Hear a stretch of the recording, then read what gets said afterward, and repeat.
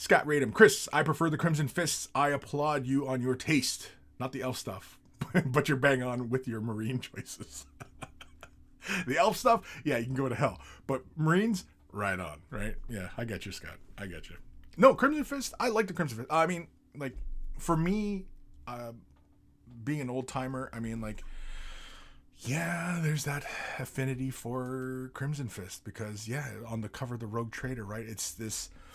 The cover of Rogue Trader embodied so much of the vibe for 40K, right? It was humanity's struggle against all this unknown force. Although in the artwork, it actually, you can see it's actually orcs that they're fighting, but, well, of course, and Buddy's holding the head of an orc, right? So anyway,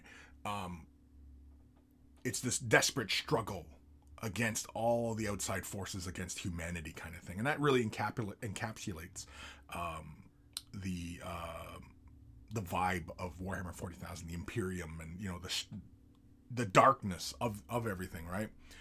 And it's grim. It's grim dark. And Crimson Fists, I mean, you know, they're on the cover. They're the poster boys, right?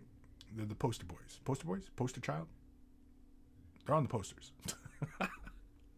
And, you know, I mean, yeah, I like Crimson Fist. I just like the look of the color scheme as well. I like the idea of that navy blue, and it has the slight little, you know, edge highlights. I like that darker blue, and you know, with the deep red accents all over the place with the fist. It used to be just the one fist, but I guess nowadays it's both fists are red.